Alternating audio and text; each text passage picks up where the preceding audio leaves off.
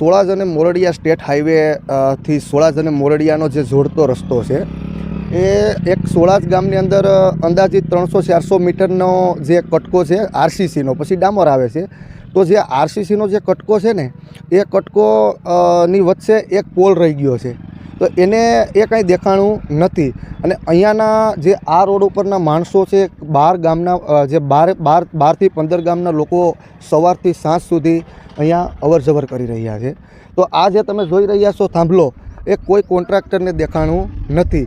આમાં એણે બુદ્ધિનો પ્રદર્શન કર્યું છે. આપણે કહેવામાં આવે છે કે જાપાની ટેકનોલોજીનો ઉપયોગ આપણે સૂત્રાપાડા તાલુકામાં પણ થઈ રહ્યો છે. અમે વિનંતી કરીએ છીએ પીજીવીસીએલ અને કોન્ટ્રાક્ટરને કે વહેલી તકે આ જે થાંભલો છે એ ખસેડવામાં આવે અને ગામ લોકોને આ પરેશાની ન થાય એના માટે વિનંતી કરીએ છીએ.